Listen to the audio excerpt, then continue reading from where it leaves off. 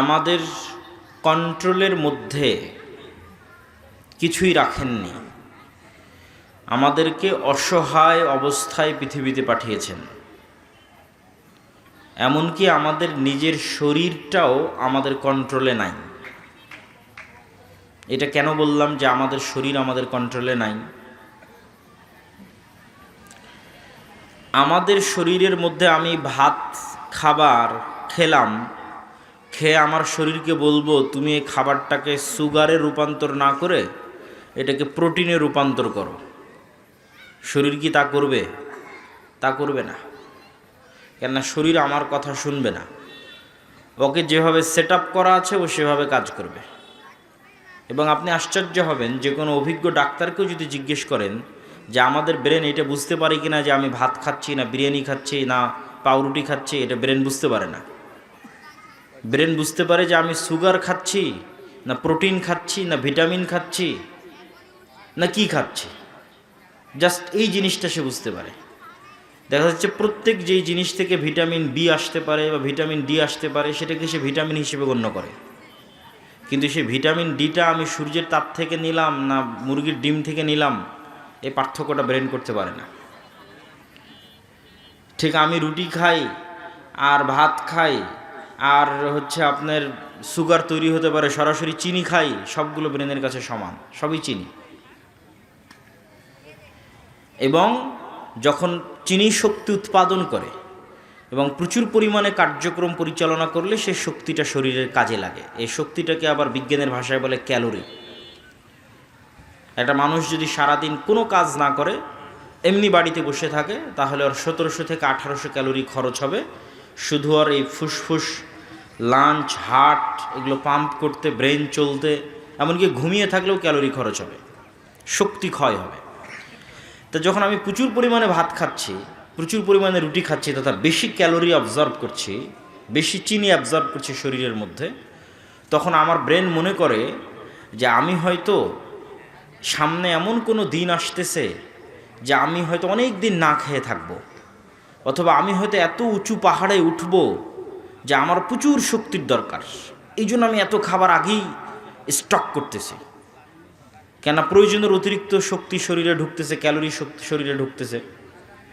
তখন ব্রেন সেগুলোকে জমা করে, জমা করলেই তখন আমরা বুঝতে পারি যে আমাদের ভুঁড়ি হচ্ছে অথবা আমার স্বাস্থ্য বেড়ে যাচ্ছে। এটা ব্রেন জমা করে। ব্রেন তো আর জানে না যে আপনি খেতেই আছেন, এটা আসলে শেষ হবে না। ব্রেন মনে করতেছে যে আপনি হয়তো সামনে হিমালয় পাহাড়ে উঠবেন, অতএব এখানে চর্বি জমা করতে হবে, যাতে হিমালয় পাহাড়ে টানা 1 মাস কোনো খাবার না থাকলে আর কঠোর পরিশ্রম হলে তখন এটাকে খরচ করে করে সে চলবে। এইভাবে মানুষের ব্রেন কাজ করে। তথা মানুষের ব্রেন, মানুষের শরীর, মানুষের লাঞ্চ, মানুষের ফুসফুস, মানুষের হার্ট, মানুষের ব্লাড সার্কুলেশন কিচ্ছু মানুষের কন্ট্রোলে নাই। একটাও মানুষের কথা শোনে না।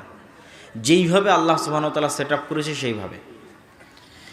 এবং বিজ্ঞানীরাও যে আজকের চিকিৎসা বিদ্যাকে এত উন্নতির পর্যায়ে নিয়ে গেছে, সেটাও তারা নিজেরা আলাদা কিছু তৈরি করেছে তা নয়।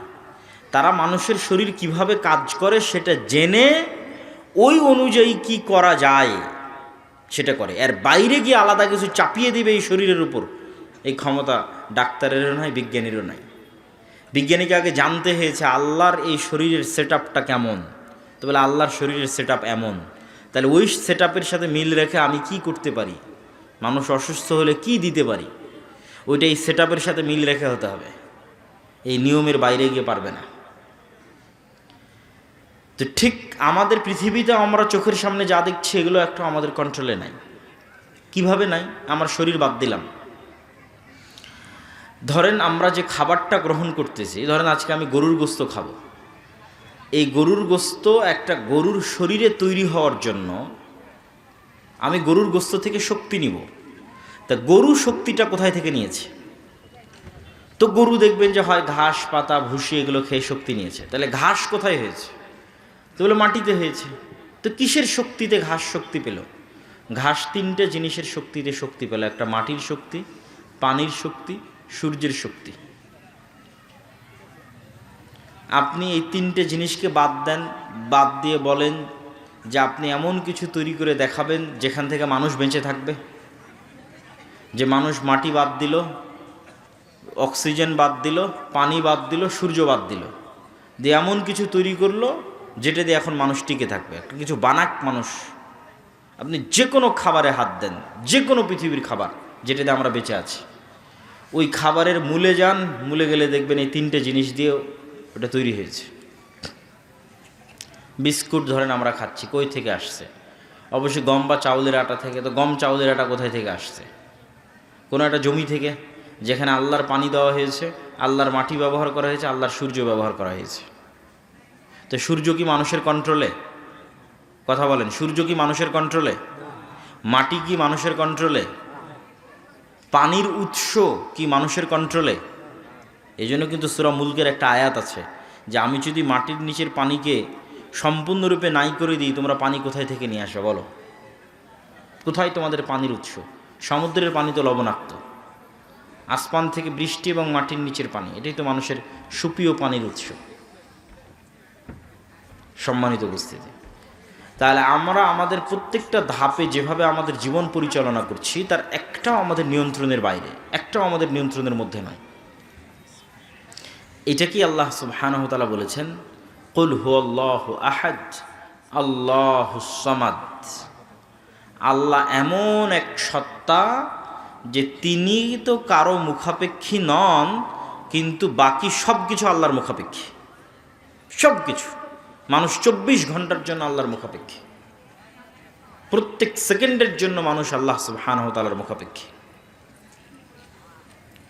এবং এই মুখাপেক্ষিতাকেই আল্লাহ সুবহানাহু ওয়া তাআলা আর এক আয়াতে এভাবে ফুটিয়ে তুলেছেন যে মানুষকে আল্লাহ সুবহানাহু ওয়া তাআলার কাছে ফিরতে হবেই, আল্লাহ সুবহানাহু ওয়া তাআলার কাছে আত্মসমর্পণ করতে হবেই, চাইতেও না চাইতেও।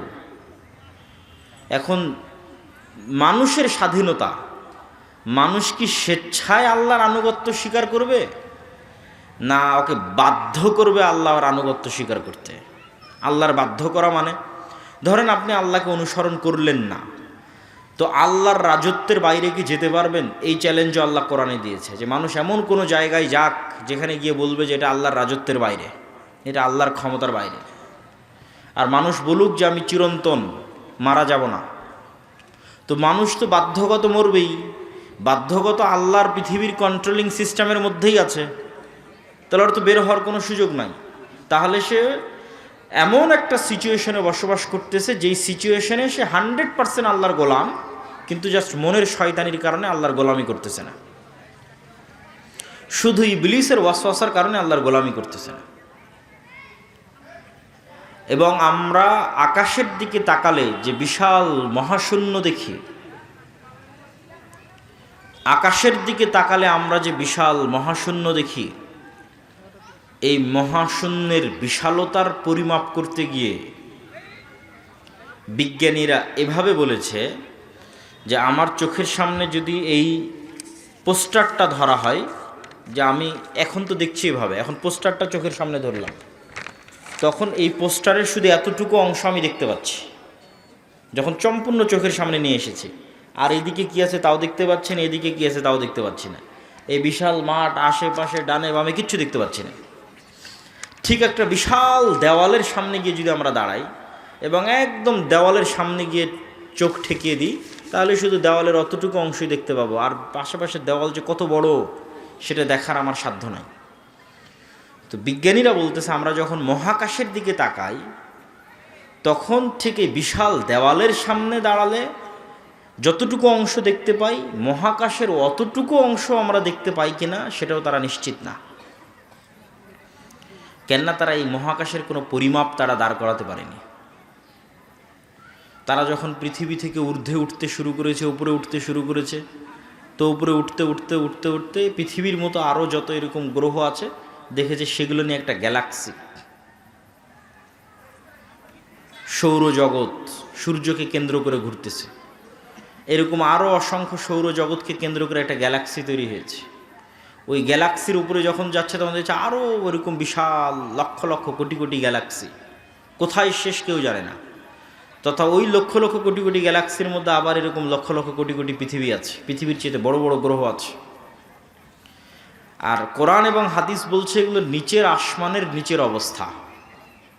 নিচের আসমানের নিচের অবস্থা যদি এই হয়, যেটা মানুষ সমাধান করতে পারছে না, মানুষের পক্ষে জানা সম্ভব হচ্ছে না, এত বৈজ্ঞানিক উন্নতি এবং ক্ষমতা শক্তি সত্ত্বেও, তাহলে প্রথম আসমান, দ্বিতীয় আসমান, তৃতীয় আসমান, চতুর্থ, পঞ্চম, ষষ্ঠ, সপ্তম, এবং প্রত্যেকটাই একটা আর একটার চেয়ে বড়। এবং রাসূলুল্লাহ সাল্লাল্লাহু আলাইহি ওয়াসাল্লাম বলেছেন যে সপ্তম আসমানের সাথে কুরসির তুলনা, আর কুরসির সাথে আল্লাহ সুবহানাহু ওয়া তাআলার আরশের তুলনা। তুলনাটা কি? ধরেন আমি নিচের আসমানেরই এরিয়া নির্ধারণ করতে পারি না, তাই নিচের আসমানের চাইতে দ্বিতীয় আসমান তার চেয়ে বড়, তার চেয়ে তৃতীয়, চতুর্থ, পঞ্চম, ষষ্ঠ, সপ্তম। তো সপ্তম আসমানের তুলনা দিচ্ছে কুরসির সাথে, কুরসির তুলনা দিচ্ছে আরশের সাথে। তখন রাসূল সাল্লাল্লাহু আলাইহি ওয়াসাল্লাম বলছেন, বিশাল মরুভূমিতে পড়ে থাকা এক টুকরো আংটির মতো। বলেন আল্লাহু আকবার। তো আমি তো নিচের আসমানেরই পরিমাপ করতে পারি না, তাহলে আল্লাহ সুবহানাহু ওয়া তাআলার বিশালতা, মহানতা, তার শক্তি, তার সামর্থ্য, তার পাওয়ার, তার কন্ট্রোলিং ক্ষমতা, কোনো কিছুর বাইরে আমাদের যাওয়ার সক্ষমতা নাই। এই জন্য তাওআন আও কারহা, মানুষ কি স্বেচ্ছায় আল্লাহকে মেনে নিবে, না আসলে আল্লাহর অবাধ্য অবস্থায়, অপমানিত অবস্থায় কিয়ামতের মাঠে উঠবে, সেটা মানুষের নিজস্ব সিদ্ধান্তের ব্যাপার। তো আজকে একটা নির্দিষ্ট পরিবেশের কারণে আমি মানুষের অসহায়ত্বের এই বিষয়টা তুলে ধরলাম আপনাদের কাছে। এবং এই অসহায়ত্বের বর্ণনা আল্লাহ সুবহানাহু ওয়া তাআলা কোরআন মাজিদে দিয়েছেন, ইন্নাল ইনসানা খুলিকা হালুআ, নিশ্চয় আমি মানুষকে দুর্বল করে সৃষ্টি করেছি। ওয়া ইযা মাসসাহু শাররু জাযুআ, মানুষকে যখন বিপদ স্পর্শ করে মানুষ হতবিহ্বল হয়ে যায়। ওয়া ইযা মাসসাহুল খায়রু মানুআ, মানুষকে যখন কল্যাণ স্পর্শ করে মানুষ অহংকারী, কৃপণ হয়ে যায়। তাহলে এট এ টাইম একই সাথে মানুষের চরিত্রের উত্থান পতন আল্লাহ দেখাচ্ছে। এখনই বিপদে পড়েছে, অসুস্থ হয়েছে, অ্যাক্সিডেন্ট করেছে, তো তার চেয়ে তো অসহায় ব্যক্তি আর পৃথিবীতে কেউ নাই, তার চেয়ে হতবিহ্বল, ভীত, সন্ত্রস্ত ব্যক্তি পৃথিবীতে আর কেউ নাই। আর এখনই অসুস্থ হয়নি, অ্যাক্সিডেন্ট করেনি, কোটি কোটি টাকার মালিক, বিশাল ক্ষমতার মালিক, তখন তার অহংকার আর তার কৃপণতার শেষ নাই। এই মানুষের এই মজাদার স্বভাবের কথা আল্লাহ সুবহানাহু ওয়া তাআলা তুলে ধরেছেন। সম্মানিত উপস্থিতি, তো আপনাদের জন্য আজকে এই নাসিহা, উপদেশের একটি বড় উপদেশ থাকবে, যে আমরা যেন আমাদের নিজেদের সৃষ্টি রহস্য, আসমান জমিনের সৃষ্টি রহস্য, এগুলো নিয়ে চিন্তা করি এবং আল্লাহ সুবহানাহু ওয়া তাআলার বিশালতা এবং মহত্ব এবং তার সামনে আমাদের দুর্বলতা এবং আমাদের অসহায়ত্বকে ফিল করি, এবং আমরা যেন স্বেচ্ছায় আল্লাহ সুবহানাহু ওয়া তাআলার সাথে সাক্ষাতের পূর্বেই যেন তার অনুসারী এবং অনুগামী হিসেবে তার সাথে সাক্ষাৎ করতে পারি। আল্লাহ আমাদের সেই তৌফিক দান করুক। বলেন আল্লাহুম্মা আমিন। এখনও আপনারা যারা মাঠে দাঁড়িয়ে আছেন অথবা আশেপাশে দাঁড়িয়ে আছেন বা আসছেন, তাদেরকে আমি প্যান্ডেলে বসার জন্য অনুরোধ করব, এবং আপনারা যারা এই অনুষ্ঠানে উপস্থিত হতে চেয়েছেন তাদেরকে মাথায় রাখতে হবে যে আমাদের অনুষ্ঠান শুরু হয়ে গেছে। প্রধান বক্তা 10টা সাড়ে 10টায় আসবে সেটা নয়, প্রধান বক্তা চলে এসেছে, উপস্থিত হয়েছে, এবং অনুষ্ঠান শেষ হয়ে যাবে দ্রুত সময়ের মধ্যে। অতএব যারা এই অনুষ্ঠানে উপস্থিত হতে চেয়েছিলেন তাদেরকে আমি উদাত্ত আহ্বান জানাবো, যতটুকু সময় আপনাদের সামনে আলোচনা করব ততটুকু সময়ে আলোচনাটা গুরুত্ব দিয়ে শুনবেন ইনশাআল্লাহ, এবং আপনাদের কাছ থেকে ভালোভাবে বিদায় নিয়ে যেতে চাই। আল্লাহ সুবহানাহু ওয়া তাআলা সেই তৌফিক দান করুক। আল্লাহুম্মা আমিন। তো মূল আলোচনায় শুরু করি। মূল আলোচনার আজকের যে বিষয়টা আপনাদের সামনে তুলে ধরতে চাই, সেই বিষয়টি হচ্ছে সমাজ সংস্কারে বা রাষ্ট্র সংস্কারে আমরা আসলে কি করতে পারি এবং আমাদের কি করা উচিত এবং কিভাবে আমরা সামনে আগাতে পারি। আমরা একটা প্রজেক্ট নিয়ে দীর্ঘদিন থেকে কাজ করতেছি, সেটা হচ্ছে দাওয়া ইলাল্লাহ নামে মক্তব প্রজেক্ট। এবং আলহামদুলিল্লাহ এখন অন্তত এতটুকু আমি শুনতে পাই যে আজ থেকে 2-3 বছর আগে যখন কোনো এলাকায় যেতাম তখন এটাও তো শুনতাম না। এখন অন্তত যেখানেই যাই না কেন এরকম 3-4 জন পাই যে বলে যে ভাই আপনাদের মক্তবের ট্রেনিং নিয়েছি, আপনাদের সিলেবাস অনুযায়ী আমার এলাকায় মক্তব চলতেছে। আর এরকম 4-5 জন 7-8 জন পাওয়া যায় যে ভাই আপনাদের সাথে মক্তব পরিচালনার জন্য কি করব, কিভাবে সামনে আগাতে হবে। এই কথাটুকু আজ থেকে 2-3 বছর আগে কিন্তু শুনতাম না। যেমন আজকে আপনার এখানে আসলাম, এখানেও এরকম দুইজন ব্যক্তির সাথে আমার সাক্ষাৎ হলো, যারা আমাদের থেকে মক্তবের ট্রেনিং নিয়েছে। ট্রেনিং নেওয়া মানে এখান থেকে জামিয়া সালাফিয়াতে অন্তত 1 সপ্তাহ গিয়ে থেকেছে এবং 1 সপ্তাহ নিয়মিত ক্লাস করেছে। ক্লাস করার পর নিজে নির্ধারিত নির্দিষ্ট সিলেবাস পেয়েছে, সেই সিলেবাস নিয়ে গ্রামে এসে সেটার পড়িয়েছে এবং এই রমাজান মাসে আমাদের ট্রেনিং প্রাপ্ত 500 মক্তব, যে সমস্ত মক্তবের শিক্ষকেরা 1 সপ্তাহ জামিয়া সালাফিয়াতে এসে ট্রেনিং নিয়েছে, এইরকম মক্তবের সংখ্যা, ট্রেনিং প্রাপ্ত শিক্ষকের সংখ্যা 500। এই 500 মক্তবের শিক্ষককে আমরা পুরো রমজান মাসব্যাপী আরও জোরদারভাবে কাজ করার জন্য অনুরোধ এবং আহ্বান জানিয়েছিলাম এবং তাদের জন্য রমজান শেষে ঈদের পূর্বে একটা ন্যূনতম হাদিয়ার ব্যবস্থা আমরা করেছিলাম। তো কালকে গেছিলাম হচ্ছে আপনার ইয়েতে নাচল, তারপরে আজকে আসলাম হচ্ছে আপনাদের এখানে, তো আলহামদুলিল্লাহ দুর্গাপুরে। তো নাচলও এরকম কয়েকজনের সাথে সাক্ষাৎ হলো, এখানেও সাক্ষাৎ হলো, যারা ট্রেনিং নিয়েছে, রমজান মাসব্যাপী দাওয়ায়ে আল্লাহর মক্তব পড়িয়েছে এবং ঈদের পূর্বে হাদিয়াও গ্রহণ করেছে। বলেন আলহামদুলিল্লাহ। এই যে একটা ব্যাপক কার্যক্রম পরিচালিত হচ্ছে, এইটার প্রভাব একদিনে দেখা যাবে না।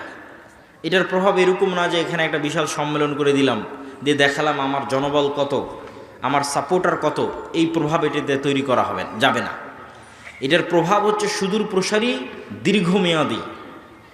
যে আমরা যদি এই সংখ্যাটাকে, মসজিদ ভিত্তিক এই মক্তবের সংখ্যাটাকে কল্পনা করেন যে একটা সেম সিলেবাসে ট্রেনিংপ্রাপ্ত শিক্ষকরা সারা বাংলাদেশের সব মসজিদে মক্তবে পড়াচ্ছে এবং নির্ধারিত সময়ে বছর শুরু হচ্ছে, নির্ধারিত সময় শেষ হয়ে যাচ্ছে, ব্যাচ শেষ হলে একদল ছাত্র বের হয়ে যাচ্ছে, তাহলে দেখা যাবে যে আজ থেকে 10 বছর পর বাংলাদেশের, আমারই এরকম হতে পারে যে আজ থেকে 10 বছর পর আমি হয়তো বাংলাদেশের কোনো একটা অফিসে গেছি, একজন ব্যক্তি ডিসি হয়ে বসে আছে, যে বলতেছে যে আমি আপনার অধীনে যে মক্তব পরিচালিত হতো সেখানে আমি পড়েছিলাম। এটা হতে পারে না? পারে না? বলেন। অবশ্যই হতে পারে। এইটা হলো সুদূর প্রসারী প্রভাব, যে আপনি শুধু 2% মাদ্রাসার ছাত্রদেরকে দিন শিখিয়ে সমগ্র দেশকে পরিবর্তন করতে পারবেন না। সমগ্র দেশের যেটা মেইন স্ট্রিম, সেটা হচ্ছে 98%, তারা হচ্ছে school college, school going students, তাদের নিয়ে কাজ করতে হবে। সেইটার একটা আমাদের প্রজেক্ট হচ্ছে দাওয়ায়ে ইলাল্লাহ, এবং আপনাদের প্রতি উদাত্ত আহ্বান থাকবে যে এইটাতে আপনারা সম্পৃক্ত হবেন। যাতায়াত খরচও দেওয়া লাগতেছে না ট্রেনিং নেওয়ার জন্য, আবার যে বইটা সিলেবাসে পড়াবেন না ছাত্রদের ওই বই কিনতে হচ্ছে না আপনাকে কিনতে হচ্ছে, সবই আমরা দিচ্ছি ফ্রি। প্রত্যেক ছাত্রের জন্য যে বইটা লাগবে সে বইটা আমরা ফ্রি দিচ্ছি। আবার আপনার টিচার ট্রেনিং নেবে সেটাও ফ্রি দিচ্ছি। আবার আপনার টিচারকে চেষ্টা করতেছে অন্তত বছরে একবার যেন তাকে হাদিয়ে দিতে পারে, অন্তত বছরে 2 ঈদে যেন তাকে হাদিয়ে দিতে পারে। সংখ্যা কল্পনা করেছেন 500 মক্তবের শিক্ষককে যদি আমি 2000 করেও হাদিয়ে দিই, 3000 করেও হাদিয়ে দিই, তো অন্তত 15 লক্ষ টাকা লাগবে। তো এইগুলোর ব্যবস্থা তো আর আমরা করছি না, এগুলোর ব্যবস্থা আল্লাহ সুবহানাহু ওয়া তাআলার মাধ্যমে বাংলাদেশেরই মানুষজন করতেছে। বলেন আল্লাহু আকবার। তাহলে আপনি কেন এই উদ্যোগ থেকে পিছিয়ে থাকবেন? কেন আপনার মক্তবকে জামিয়া সালাফিয়ার সাথে আর দাওয়ায়ে ইলাল্লাহর সাথে সম্পৃক্ত করবেন না? দ্বিতীয় আর একটা উদ্যোগ আমরা গ্রহণ করেছি, সেটা হচ্ছে ক্ষুদ্র ঋণ, কর্জে হাসানা। এই কর্জে হাসানাটা এমন নয় যে সারা বাংলাদেশ থেকে যার ইচ্ছা সে আবেদন করলো কর্জে হাসানা নিয়ে নিল, এইটা না। এই কর্জে হাসানাটা এই যে মসজিদগুলো চলতেছে, এই মসজিদগুলোকে শক্তিশালী করা, যে মসজিদগুলোতে আমাদের অধীনে মক্তব পরিচালিত হচ্ছে সেই মসজিদকে পাওয়ারফুল করা, এম্পাওয়ার করা, তথা একমাত্র ওই মসজিদের মাধ্যমে ওই এলাকাতেই কর্জ হাসানা বন্টন হবে, তথা ওই এলাকার মানুষ এইটা জানবে যে এলাকায় মক্তবটা চলতেছে, যে এইখানে যেমন একটা, এই মসজিদে যেমন একটা দিন শিক্ষার ব্যবস্থা আছে, আবার এই মসজিদ থেকে কর্জে হাসানা হিসেবে অর্থনৈতিক সহযোগিতা পাওয়া যায়। বলেন আল্লাহু আকবার। তাহলে যেই সামাজিক পাওয়ারটা পাশ্চাত্য এনজিওরা তৈরি করেছে, সেই সামাজিক ক্ষমতাটা মসজিদের কাছে চলে আসবে, মসজিদের ইমামের কাছে চলে আসবে। মসজিদের ইমামও নিজে ফিল করবে যে আমি তো তাহলে পাওয়ারফুল, আমি আমার গ্রামের একটা মানুষকে কর্জে হাসানা দিতে পারতেছি। এইটা সমাজে ইম্প্যাক্ট ফেলবে। যে আমাদের প্ল্যান হচ্ছে, আমাদের টার্গেট হচ্ছে যে একটা মসজিদের ইমাম বা একটা মসজিদের সাথে সম্পৃক্ত দায়িত্বশীল ওই এলাকার মেম্বারের চাইতে সামাজিকভাবে পাওয়ারফুল হবে? বলেন ইনশাআল্লাহ। এটা সম্ভব না অসম্ভব? সম্ভব। এবং এটা কেন হওয়া উচিত সেটার পিছনের লজিকটাও বলি, যে এটা কেন হওয়া উচিত। এটা এই জন্য হওয়া উচিত যে আপনি যখন সমাজকে পরিবর্তন করতে চাইবেন তখন আপনাকে গোড়া থেকে কাজ শুরু করতে হবে, একদম তৃণমূল থেকে কাজ শুরু করতে হবে। এখন তৃণমূলে গিয়ে আপনি দেখতেছেন আমি একটা বিশাল লেকচার দিয়ে চলে গেলাম সুদ হারাম, আপনারা বক্তব্য শুনলেনও সুদ হারাম, পরের দিন ঠিকই আপনার প্রয়োজন হচ্ছে, আপনার সমস্যা হচ্ছে, আপনি যেখানে সুদের ভিত্তিতে লোন পাওয়া যাচ্ছে সেখান থেকে নিচ্ছেন। তাহলে আমি তো আপনাকে ওই সার্ভিসটা দিতে পারছি না, যে আপনাকে যে আমি সুদ মুক্ত একটা সহযোগিতা করে আপনারও যে একটা দাঁড়ানোর ব্যবস্থা করে দেবো সেটা তো আমি করছি না। তাহলে আপনি কেন সুদ মুক্ত থাকবেন? অথচ সুদ মানুষকে গোলাম করে, সুদ মানুষকে গোলাম বানায়, সুদের ভিত্তিতে লোন মানুষকে মিথ্যা বলা শিখায়। আর করজে হাসানা এমন একটা বিধান যার কথা আল্লাহ সুবহানাহু ওয়া তাআলা বলছে, ওমাই ইয়াকরিদুল্লাহ করদান হাসানা, তোমাদের মধ্যে এমন কে আছে যে আল্লাহকে করজে হাসানা দিবে। আমি করজে হাসানা দিলাম আপনাকে, কিন্তু আল্লাহ বলছে আমি এই করজে হাসানা কাকে দিলাম? আমার সাথে একটু কথা বলেন। আপনি আমার কাছে আসলেন, আমি আপনাকে 50,000 করজে হাসানা দিলাম, এটা তো আমি আপনাকে দিলাম। তো আল্লাহ বলতেছে আব্দুল্লাহ তুমি এই করজে হাসানা ওই ব্যক্তিকে দেওনি, করজে হাসানাটা কাকে দিয়েছো? আল্লাহকে দিয়েছো। আল্লাহু আকবার। এই জন্য ইসলামের সিকিউরিটি সিস্টেম হচ্ছে, ইন্স্যুরেন্স সিস্টেম হচ্ছে সোশ্যাল ইন্স্যুরেন্স। ইসলামের লাইফের ইন্স্যুরেন্সও সোশ্যাল, ফ্যামিলি ইন্স্যুরেন্সও সোশ্যাল, সব কিছুই সোশ্যাল। ইসলামের আলাদা কোনো ইন্স্যুরেন্স নাই যে ব্যাংকে গিয়ে ইন্স্যুরেন্স জমা দিতে হবে, এটা সোশ্যাল ইন্স্যুরেন্স। আপনি মারা গেলে আপনার সোসাইটির দায়িত্ব, এরকম একটা সমাজ গড়ে উঠুক, এটা ইসলাম চায়। মসজিদ ভিত্তিক একটা সমাজ গড়ে উঠুক, যে সমাজ দায়িত্ব নেবে, যে ব্যক্তিটা মারা গেলে তার ছেলে মেয়ে কীভাবে জীবন চালাবে, এই ব্যক্তিটা মারা গেলে তার স্ত্রী কিভাবে জীবন চালাবে, কিভাবে তাকে সহযোগিতা করা হবে, এটার দায়িত্ব নেবে সোসাইটি। এটা সোশ্যাল ইন্স্যুরেন্স। যখন এটার বাইরে আমরা বের হয়ে গেছি তখন সব কিছু সম্পৃক্ত হয়ে গেছে সুদের সাথে। এবং আজকের ইউরোপ এবং আমেরিকায় সুদের যে ইকোসিস্টেম তৈরি হয়েছে, ইকোসিস্টেম থেকে আপনি বের হতে পারবেন না। আপনাকে বলা হচ্ছে আপনি ক্রেডিট কার্ড ব্যবহার করেন। ক্রেডিট কার্ড ব্যবহারের সিস্টেমটা কি? ধরেন 1 টাকাও নাই ক্রেডিট কার্ডে, মানে আপনি 1 টাকাও রাখেননি ক্রেডিট কার্ডে, তারপরও ব্যাংক আপনাকে বলতেছে আপনি 10,000 টাকা খরচ করতে পারবেন এই কার্ড ব্যবহার করে। আপনি 1 মাস পর ধীরে ধীরে পরিশোধ করিয়েন, বা আপনার বেতন থেকে আমরা কেটে নেব, কিন্তু সুদের সাথে কেটে নেবে। তাহলে একবার 10,000 টাকা খরচ করলেন, খরচ করার পর আপনার বেতন থেকে কেটে পরিশোধ হয়ে গেল। পরের বার ব্যাংক আপনাকে বলবে, আপনার যদি কোনো ব্যালেন্স নাও থাকে আপনার ব্যালেন্স বাড়িয়ে দিবে, বলবে এখন আপনি 50,000 টাকা খরচ করতে পারেন ক্রেডিট কার্ড। 50,000 টাকা আপনি একবার পরিশোধ করে দিলেন, এবার ব্যাংক বলবে এবার আপনি 1 লাখ টাকার ক্রেডিট কার্ড খরচ করতে পারেন। তাহলে 5 বছর থেকে আপনি ক্রেডিট কার্ড ব্যবহার করতেছেন, মানে সুদের ভিত্তিতে লোন নিচ্ছেন, আবার সুদের ভিত্তিতে পরিশোধ করতেছেন। এখন আমেরিকা এবং ইউরোপে যখন আপনি একটা বাসা ভাড়া নিতে যাবেন, ভাই আমাকে একটা বাসা ভাড়া দাও, বলবে দেখি তোমার ক্রেডিট কার্ড, তো ক্রেডিট কার্ডে 5 বছরের লেনদেন ঠিক আছে, উইদাউট সিকিউরিটি আপনাকে বাসা দিয়ে দেবে, মানে সিকিউরিটি মানি ছাড়া বাসা দিয়ে দেবে। আর বলবেন না আমি তো সুদের লেনদেন করি না, আমি তো ক্রেডিট কার্ড রাখি না, বলে সিকিউরিটি মানি দাও। 1 দিন 1 সেকেন্ড 1 ধাপ সুদ ছাড়া ফেলতে পারবেন না। এইরকম একটা পৃথিবীতে ইকোসিস্টেম তৈরি করা হয়েছে, যেটা আমাদের দেশেও আসতেছে। এই ইকোসিস্টেমের বিরুদ্ধে আপনাকে লড়াই করতে হবে, কিন্তু আমরা লড়াইটা বানিয়ে নিয়েছি কম্প্রোমাইজিং সিস্টেম। এই কারণে লড়াইটা প্রকৃত লড়াই হয়নি। এই জন্য সুদমুক্ত করজে হাসানা পরিচালনা করা চ্যালেঞ্জ। আমরা এই দ্বিতীয় অর্থনৈতিক লড়াইটা শুরু করেছি। আর বলছিলাম কেন মসজিদকে পাওয়ারফুল করতে হবে। গত 16 বছর বাংলাদেশের গ্রাম পর্যন্ত যে পলিটিসাইজ হয়েছে তথা রাজনীতিকরণ হয়েছে গ্রাম পর্যন্ত গত 16 বছর, এখন সেই জায়গায় শূন্যতা বিরাজ করছে। হ্যাঁ, আমাদের গোলামির স্বভাবের কারণে আমরা আগে এক দলকে জুলুম করার সুযোগ দিতাম, এখন আর এক দলকে জুলুম করার সুযোগ দিচ্ছি, এবং চোখের সামনে দেখতেছি।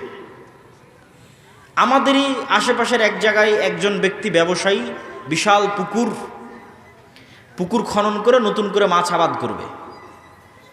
তো একটা নির্দিষ্ট রাজনৈতিক দলের নেতারা চাঁদা নেওয়ার জন্য পুকুরের কাজ বন্ধ রেখে দিয়েছে,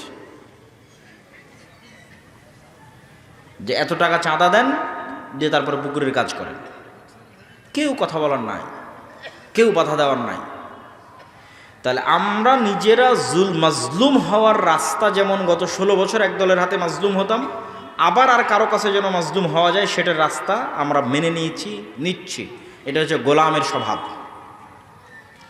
এই জায়গায় হচ্ছে প্রতিষ্ঠানগুলো ফাইট দিতে পারে মুসলমানদের ধর্মীয় প্রতিষ্ঠানকে। শুধু সালাত, সিয়াম, হজ, জাকাতের মধ্যে সীমাবদ্ধ থাকা যাবে না। মসজিদ, মাদ্রাসাকে শুধু কোরআন পড়াবে আর শুধু মক্তব পড়াবে, এর মধ্যে সীমাবদ্ধ থাকা যাবে না। তার গ্রামে অন্তত যেই পাড়ায় মসজিদটা আছে, সেই পাড়ায় ওই মসজিদের দায়িত্বশীলকে, ইমামকে এতটুকু সামাজিক ক্ষমতা অর্জন করতে হবে যে ওই পাড়ায় যদি কারো উপর জুলম হয়, অন্তত বলতে পারবে যে এটা জুলুম হচ্ছে, করিও না। অন্তত গিয়ে বলতে পারবে এটা অন্যায়, এটা করিও না।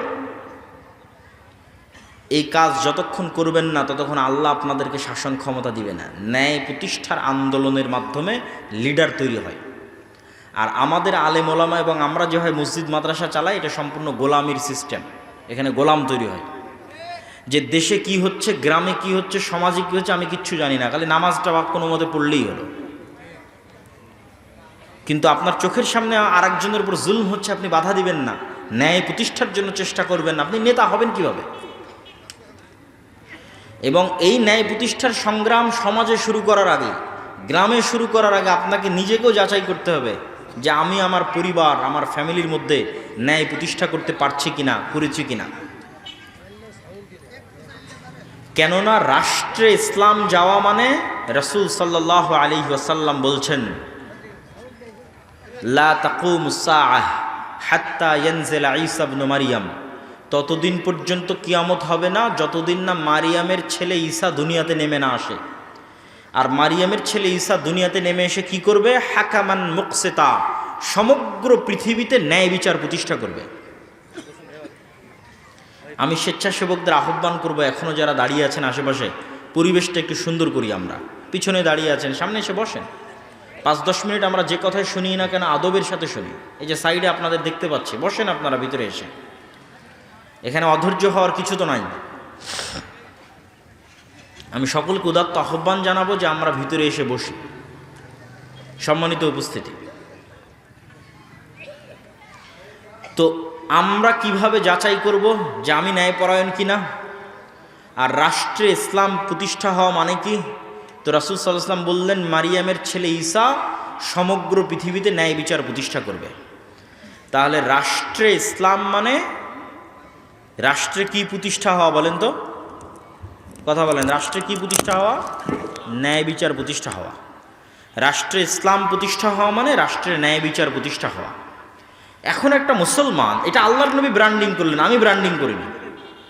আল্লাহর নবী বলতে পারতেন যে ঈসা আলাইহিস সালাম সারা পৃথিবীর শাসক হবে এবং তিনি সমগ্র পৃথিবীতে পর্দা বাস্তবায়ন করবে, এটা বলেননি।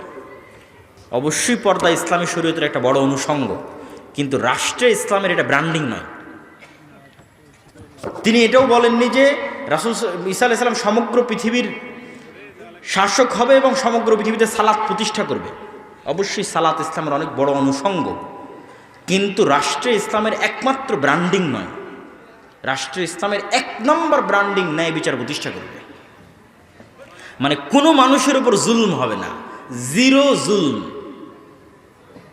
0% জুলম, শতভাগ ন্যায়, এলো রাষ্ট্র ইসলাম। এখন মনে করেন আমি আপনি আপনার গ্রামে আপনার বোনকে আপনার বাপের সম্পত্তিতে আপনি ন্যায়ের সাথে ভাগ দেননি, বোনকে ঠকিয়েছেন বাপের জমি ভাগ করার সময়, যেটা কম দামে পানিতে ডুবে থাকে, কম আবাদ হয়, কম ফসল, দূরে, সেটা বোনকে দিয়েছে, অথবা দেনইনি। অথচ দেখা যাচ্ছে আপনি নামাজ পড়েন ঠিকই, সব কিছু ঠিক আছে, হজ করেছেন, সবই ঠিক আছে, কিন্তু আপনার বোনের প্রতি আপনি ইনসাফ করেননি, ন্যায় প্রতিষ্ঠা করতে পারেননি। এখন আপনি বলেন তো, আল্লাহ কি আপনাকে রাষ্ট্রের নেতা হওয়ার যোগ্য মনে করবে? করবে না। আপনার সালাত দেখে আর আপনার হজ দেখে আল্লাহ আপনাকে নেতা বানাবে না। কেননা আল্লাহ জানে যে আমার দৃষ্টিতে ক্ষমতা মানে ন্যায় প্রতিষ্ঠা করা। এই তো ন্যায় প্রতিষ্ঠার বোনের সাথে করতে পারেনি। একে তো ক্ষমতা দিলে কালকে গত 16 বছর যা দুর্নীতি হয়েছে তার চেয়ে বেশি দুর্নীতি করবে। ঠিক এইভাবে আমাদের রক্তের মধ্যে ধোঁকা, মিথ্যা, শঠতা ঢুকে গেছে। ইউরোপ আমেরিকায় এরকম অসংখ্য মুসলমান আছে যার জন্ম নিবন্ধন কার্ড, যার পাসপোর্ট, যার কি বলে ওর নাম, ওখানে গেছে যে সরকারের থেকে বেনিফিট নেবে, বেনিফিটের আবেদন, প্রবেশ, কাগজপাতি তৈরি, সব কিছু মিথ্যার উপর দাঁড়িয়ে আছে, সব কিছু ফলস, মিথ্যার উপর দাঁড়িয়ে আছে। এবং এই মিথ্যা অতিরিক্ত সুবিধার জন্য সে মিথ্যা কোনো মুসলমানকে বলতেছে না, সে আর একটা ইহুদি খ্রিস্টানকে মিথ্যা বলতেছে। কে বলতেছে? মুসলমান বলতেছে। এইভাবে আমাদের রক্তের মধ্যে মিথ্যা, ধোঁকা, শঠতা ঢুকে গেছে। তাহলে আমি তো নেতা হতে পারবো না, আল্লাহ তো আমাকে নেতা বানাবে না। আমি হয়তো আপনাকে ধোঁকা দিয়ে আপনার থেকে মাপ চাইনে বোনকে বললাম, বোন তোমার প্রতি ন্যায় প্রতিষ্ঠা করতে পারি না, আমাকে মাফ করে দাও। বোন হয়তো মাফ করে দিল, জান্নাতে চলে গেলাম। বাট আমি লিডার না, আমি নেতা না। আল্লাহ আমাকে নেতা বানানোর যোগ্য কোনোদিন মনে করবে না। নেতা বানানোর যোগ্য ব্যক্তিকে অবশ্যই শতভাগ সত্যবাদী, অবশ্যই শতভাগ ন্যায়পরায়ণ হতে হবে।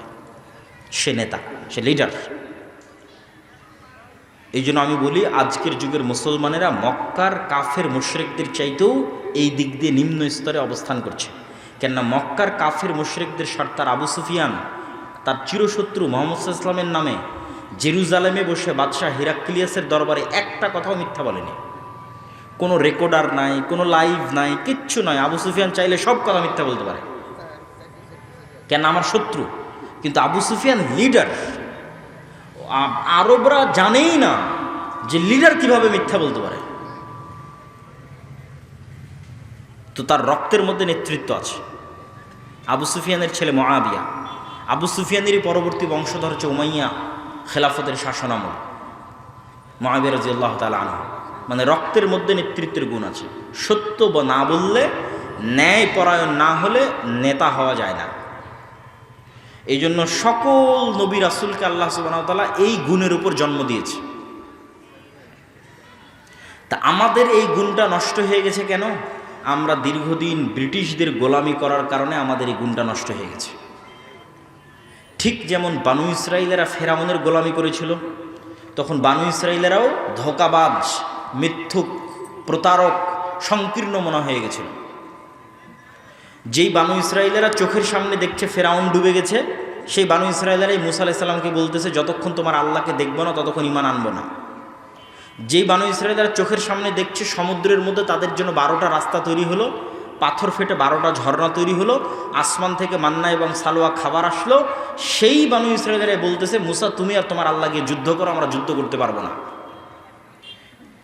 তো এই যে 12টা রাস্তা তৈরি হলো, ঝর্ণা ফেটে 12টা, পাথর ফেটে 12টা ঝর্ণা তৈরি হলো, এরা সব নবীর সন্তান।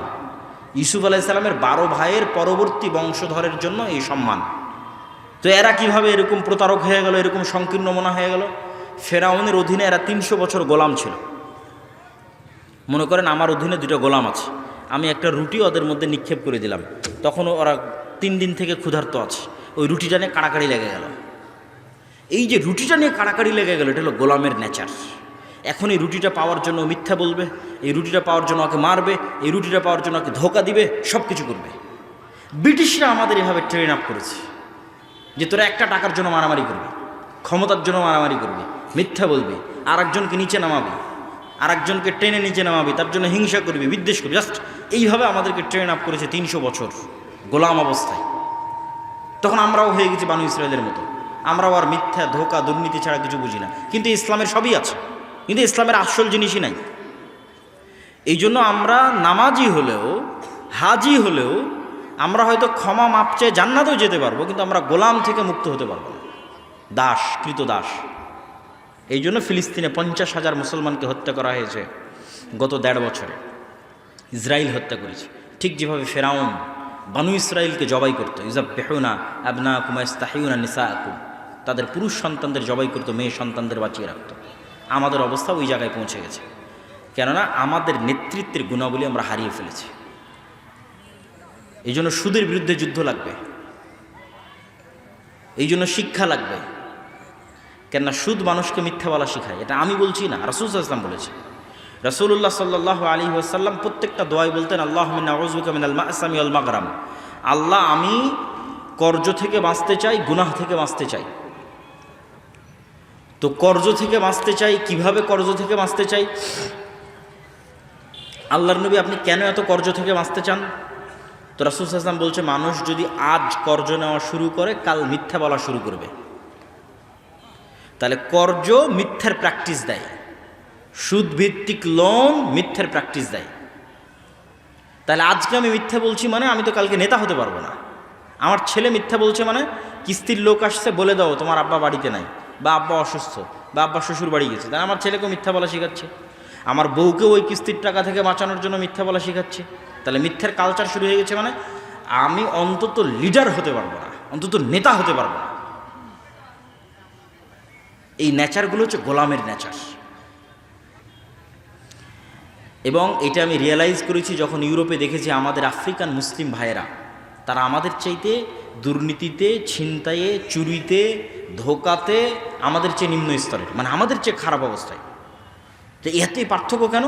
তো ফ্রান্স, ইতালি, স্পেন আমাদের উপর ইংল্যান্ড যা জুলুম করেছে, ফ্রান্স, ইতালি, স্পেন আফ্রিকান মুসলমানদের উপর তার চেয়ে 3 গুণ জুলুম করেছে। তাহলে ওদেরকে এমন গোলাম বানিয়েছে যে ওদের রক্ত এমনভাবে নষ্ট হয়ে গেছে, মিথ্যা রক্তের সাথে, ধোঁকা দুর্নীতি রক্তের সাথে মিশে গেছে। তা আমিও যখন মুসলমানদের স্বভাব দেখি তখন আমি আশ্চর্য হই। এই গত নির্বাচনের সময় রূপগঞ্জে দেখা যায় প্রত্যেকটা মানুষ সব প্রার্থীকে বলছে আপনাকে ভোট দিব, যে তার কাছ থেকে টাকা নিয়েছে। মানে প্রত্যেকটা মানুষ মিথ্যা বলতেছে এবং সে মুসলমান দাবি করতেছে। সম্মানিত উপস্থিতি, তাহলে আপনি যদি বলেন আমি রাষ্ট্রে ইসলাম দেখতে চাই, গোড়ায় সংশোধন করতে হবে। রাষ্ট্রে ইসলাম দেখতে চান তো ইসলাম রাষ্ট্রে গেলে তো ন্যায় বিচার লাগবে। তো ন্যায় বিচার প্রতিষ্ঠা করতে পারবে এরকম লোক কই? আপনি বলেন দেশে আলেম ওলামা, মসজিদ, মাদ্রাসা, ইসলামী দলের আমির সংগঠন। আপনি সব জায়গায় যান, মসজিদে যান, মাদ্রাসায় যান, ইসলামী দলের আমির ওমরা সবার কাছে যান, গিয়ে দেখবেন যে সালাত, সিয়াম, হজ, জাকাত সবই ঠিক আছে, কিন্তু মসজিদও ন্যায় নাই, মাদ্রাসাতেও ন্যায় নাই, ইসলামী দল, ইসলামী সংগঠনও ন্যায় নাই। দেখা যাচ্ছে যেই কর্মী জান প্রাণ দিয়ে কঠোর পরিশ্রম করে ওই সংগঠনের জন্য কাজ করেছে, সংগঠন ওই কর্মীকে বাদ দিয়ে যে চামচামি করেছে ওকে পদ দিয়ে দিয়েছে। তাহলে সে ন্যায় প্রতিষ্ঠা করতে পারলো? পারলো। সে তার নিজের একটা দলে ন্যায় প্রতিষ্ঠা করতে পারেনি, তাহলে আল্লাহ কিভাবে তাকে যোগ্য মনে করবে যে সে রাষ্ট্রে ন্যায় প্রতিষ্ঠা করবে? একই অবস্থা মাদ্রাসা, একই অবস্থা মসজিদে। সুতরাং আমাদের মধ্যে লিডারশিপ নাই।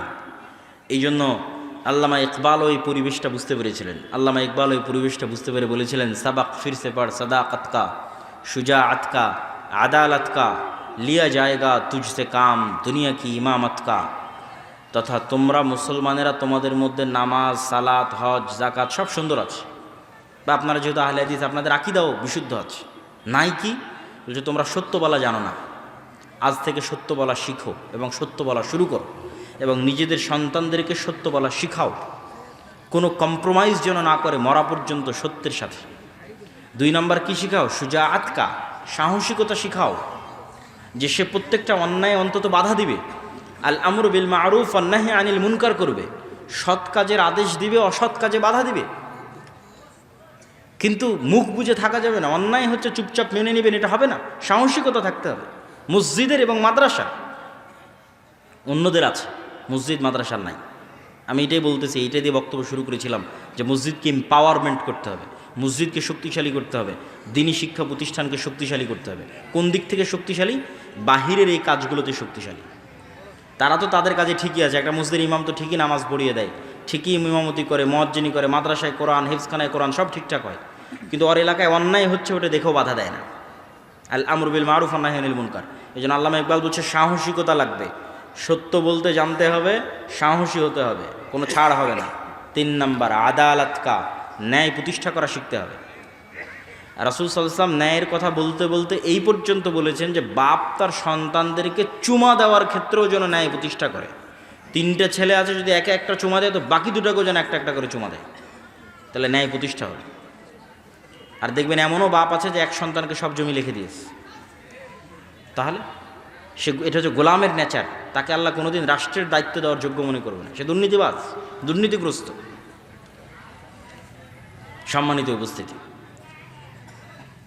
আল্লামা ইকবাল বলছে, সত্য বলা শিখো, সুজাত সাহসিকতা শিখো, আদালত ন্যায় প্রতিষ্ঠা করা শিখো, লিয়া জায়গা তুজসে কাম দুনিয়া কি ইমামাত কা।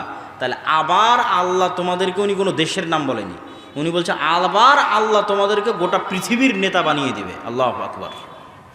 মুহাম্মদ সাল্লাল্লাহু আলাইহি ওয়াসাল্লাম পৃথিবীর নেতা, ওমর ইবনুল খাত্তাব পৃথিবীর নেতা, আবু বকর পৃথিবীর নেতা, খালিদ বিন ওয়ালিদ, সালাহুদ্দিন আইয়ুবী পৃথিবীর নেতা।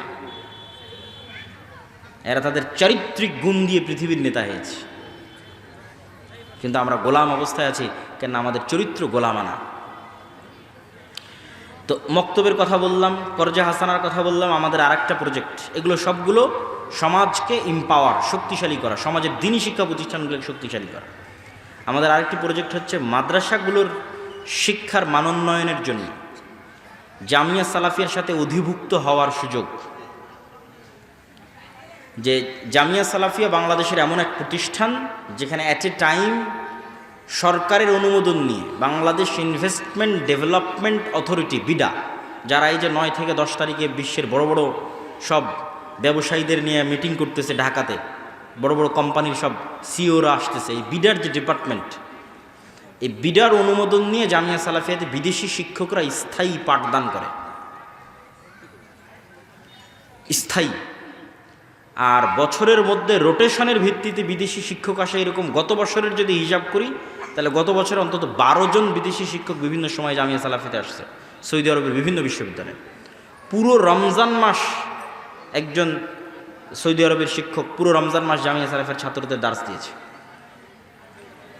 এবং মদিনা ইসলাম বিশ্ববিদ্যালয়ের সাথে আমাদের মহাদালাও সম্পন্ন হয়েছে।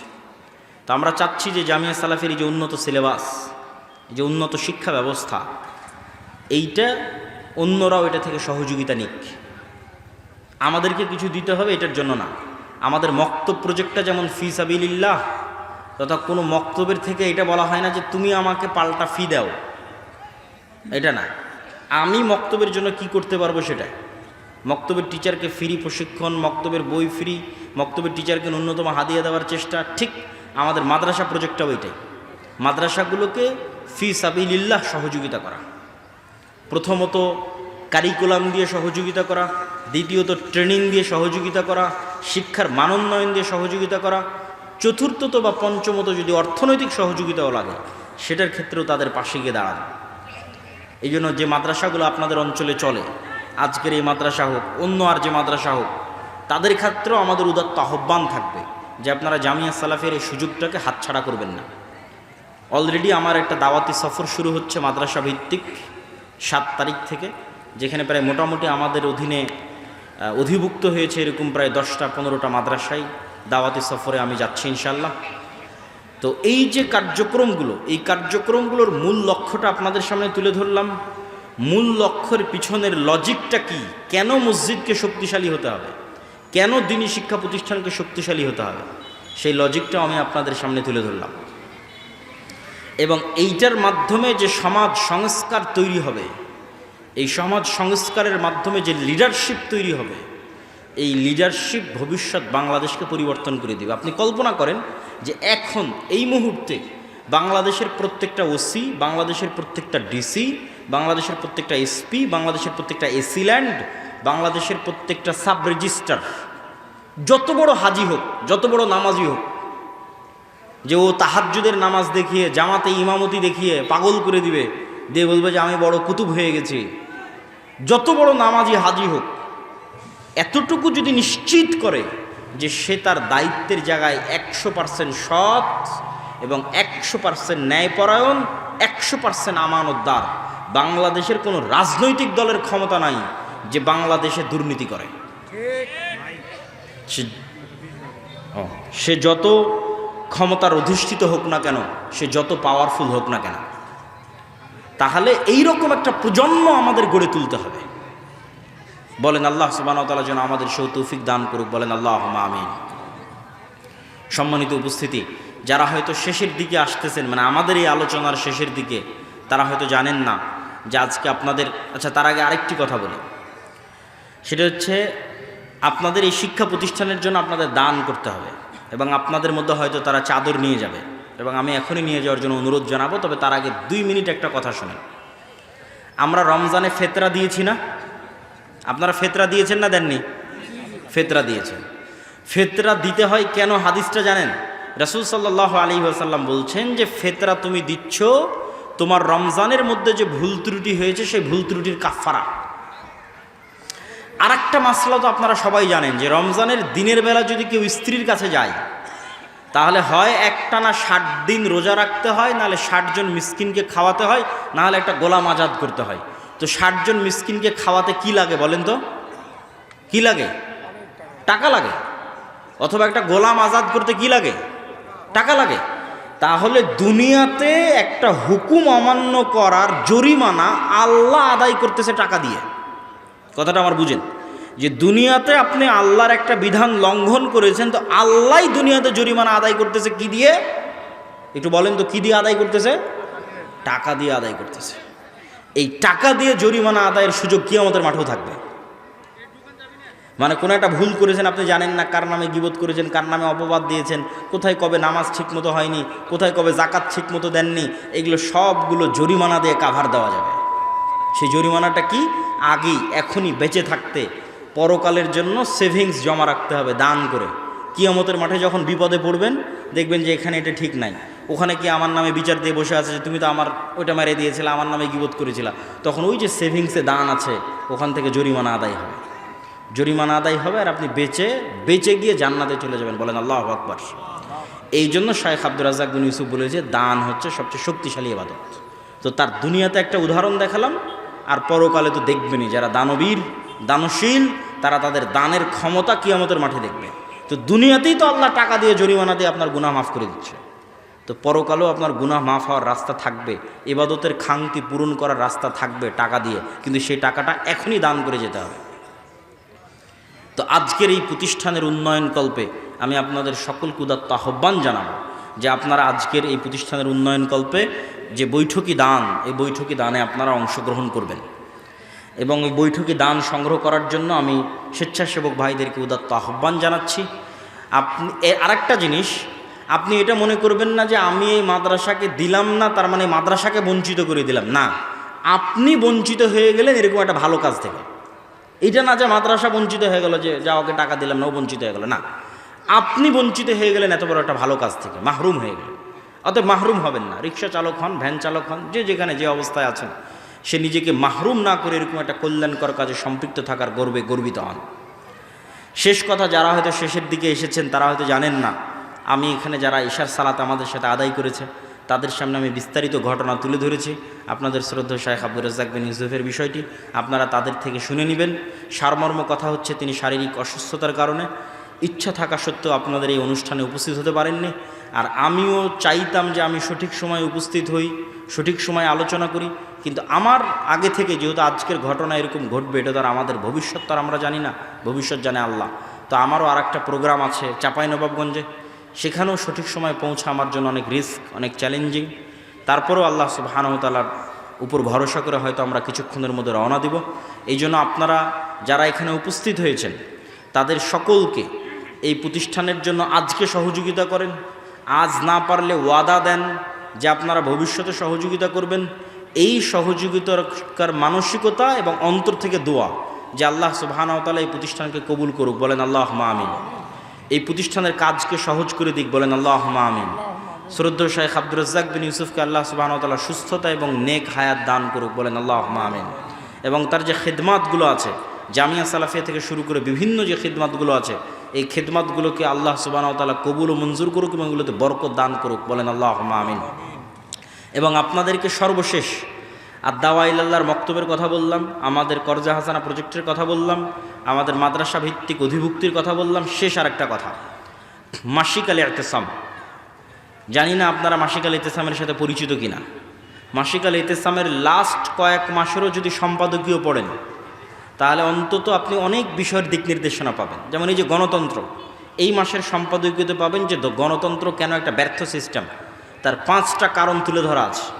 প্রকৃত গণতন্ত্র কেমন হতে পারে তার রূপরেখা তুলে ধরা আছে। এইরকম বিভিন্ন চলমান গুরুত্বপূর্ণ বিষয়ে স্পষ্ট দিক নির্দেশনা এবং জ্ঞানীগুণী ব্যক্তিদের লেখনী আমি নিজেই প্রতি মাসে লিখি। এই জন্য আপনাদের কাছে উদাত্ত আহ্বান থাকবে যে মাসিক আল এতেসামের মতো একটা পত্রিকা, যার ফতোয়া বোর্ডে দেশি বিদেশি আলেমদের সমন্বয় হয়, মানে বাংলাদেশের একমাত্র ফতোয়া বোর্ড যেখানে শুধু দেশের আলেমরা থাকে না, বিদেশি জামিয়া সালাফিয়া বানারসের জামিয়া সালাফিয়ার মুহাদ্দিস থাকে ফতোয়া বোর্ডে। তো এইরকম একটা উন্নত ফতোয়া বোর্ড দ্বারা যে ফতোয়াগুলো পাবলিশ হয়, সেই পত্রিকাকে আপনারা মূল্যায়ন করবেন, জামিয়া সালাফিয়াকে মূল্যায়ন করবেন, আমাদের যাবতীয় সকল কার্যক্রমকে মূল্যায়ন করবেন। এই দোয়া এবং এই দাবি রেখে আমি আমার সংক্ষিপ্ত বক্তব্য এখানেই শেষ করছি। আর আজকের এই রকম একটি অনাকাঙ্ক্ষিত ঘটনার জন্য আমরা আপনাদের কাছে দুঃখিত এবং ক্ষমা প্রার্থী। আল্লাহ সুবহানাহু ওয়া তাআলা আমাদের যা ভুল ত্রুটি আছে সেগুলো ক্ষমা করে দিয়ে আমাদের অনুষ্ঠানকে কবুল করুক। আল্লাহুম্মা আমিন। ওয়া আখির দাওয়ানা আনিল হামদুলিল্লাহি রাব্বিল আলামিন। আসসালামু আলাইকুম ওয়া রাহমাতুল্লাহি ওয়া বারাকাতুহু। স্বেচ্ছাসেবক ভাই যারা দান সংগ্রহ করছেন